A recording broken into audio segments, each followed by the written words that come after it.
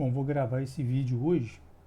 É um aprendizado que eu fiz, que me passou desapercebido, e lendo lá o guia de referência do MATLAB, eu acabei é, conhecendo esse recurso, né, sabendo que o MATLAB tem esse recurso, e ele tem também na linguagem R, na linguagem Python, que é a parte de eliminar quando necessário, né, quando não for extremamente necessário, eliminar o for, substituindo pela vetorização. Então vou dar um exemplo bem simples aqui para mostrar ele em funcionamento.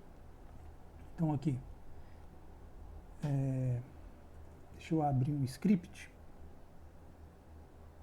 novo script. Então vamos lá. Primeira coisa, eu vou limpar a tela e as variáveis. Vamos lá, CLC, ele limpa o command window, e o clear vars limpa as variáveis. Bom, repare que o command window aqui tem nada a ver com o que eu estou fazendo, mas eu lembrei disso aqui agora. Deixa eu passar essa barrinha para cá. Repare que o command window está aqui embaixo. Eu posso pegar ele aqui, ó, e colocar ele aqui do lado, e como o script vai ser linhas curtas, vai dar para ver o que está acontecendo aqui embaixo, aqui do lado, né, ao invés de aqui embaixo. Então, para isso, ó, é só pegar o ícone dele, colocar aqui embaixo ou do lado. Eu gosto mais aqui do lado. Então aqui, ó, limpou a tela, limpou as variáveis. Como aqui nas variáveis não tem nada e o command window está vazio, então vamos fazer o seguinte, vamos fazer um teste. O x igual a 10. O que vai acontecer? Ele vai exibir x igual a 10, vai vir aqui no variáveis, criar uma variável x igual a 10 e guardar o valor 10 nela aqui. Fiz só para sujar aqui e criar uma variável. Então, quando eu for executar esse script, ele está sem nome, né? Então, a primeira coisa que eu vou fazer, eu vou salvar ele aqui. Estou pondo uma sequência de estudos. Então, aqui vai ser o 14. Deixa eu salvar. E vou executar ele aqui com rum. Então, ao executar, ele limpa o command window e limpa as variáveis. Beleza. Bom, então vamos fazer o seguinte. Eu quero um vetor. Suponha que eu tenha um vetor V que tem alguns valores. 2, 5, valores quaisquer. 8, suponha que pode ser um robô, né?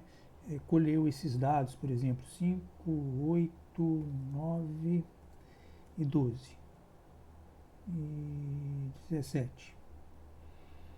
Beleza. Quantos nós temos aqui? 1, 2, 3, 4, 5, 6. Então tem 6 valores. Relembrando que a gente tem, vamos supor, TV. Sei lá, tamanho de V, por exemplo. Se eu colocar aqui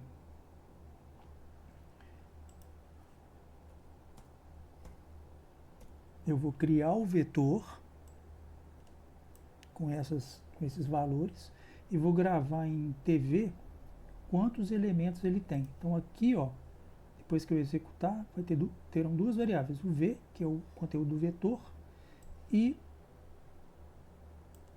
o TV, que é a quantidade. Vamos ver se vai dar certo aqui.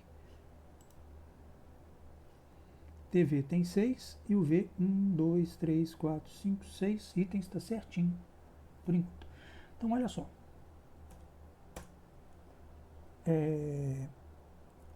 Por que eu estou gravando esse vídeo? A gente faz até despercebido. Por exemplo, olha só. Tem linguagens que não faz isso que eu vou fazer agora aqui. Só que aqui é tão simples que a gente nem se atenta para essa função, né, para esse recurso, e depois a gente acaba usando o for de forma desnecessária. Por exemplo, ó, a gente sabe que o DISP ele exibe, por exemplo, conteúdo de uma variável no command window aqui. Como V é um vetor, quando eu executo o dispv, ele mostra todos os elementos, como se ele tivesse feito um for, do primeiro ao último. Exibe o primeiro, exibe o segundo, exibe o terceiro. Então ele vai fazendo um for, passeando aqui, percorrendo esse vetor e exibindo na tela. Vamos ver. Então tem lá. Deixa eu executar aqui de novo, só para ele ficar na mesma linha. 2, 5, 8, 9, 12, 17. A gente executa o comando dispv, mas a gente nem percebe que é como se ele tivesse um for passando por tudo aqui e exibindo cada um deles. Bom, beleza. Por que eu estou falando isso?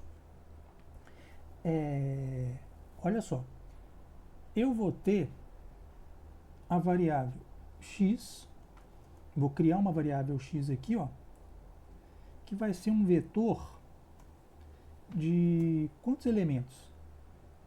Quem vale TV? TV vale 6, que é a quantidade de itens do vetor. Então, quando eu executar isso aqui, vai criar uma variável x com 6 zeros. Depois eu explico o porquê da ideia. Só para ilustrar, né? Zeros, vou criar uma variável y também com 6 zeros. Vamos ver. Limpou a tela, limpou as variáveis, criou a variável v com o vetor, guardou em TV a quantidade de elementos, criou o vetor x e o vetor v com a quantidade de elementos igualzinho de v, só que com tudo zero. E a mesma coisa, ó, se eu der um disp x, sem perceber, né, já é da linguagem, já está natural para a gente, ele vai exibir, sem fazer um for, sem nada, ele percorre esses 6 zeros e exibe aqui. Beleza, aprendemos. Só que agora eu quero o seguinte, olha só. Suponha que eu tenho uma função, tenho duas funções. Eu vou pegar, para que servem essas duas funções? Para pegar cada elemento do vetor de valores, jogar nessa função, calcular um valor e guardar em x. Então essa é a ideia. Da seguinte forma, ó, eu vou ter que varrer o vetor, percorrer o vetor, 1, 2, 3, 4, 5, 6 vezes, ou seja, TV vezes, né? Então vou fazer assim, ó, for i, normalmente uma variável que controla um loop é i.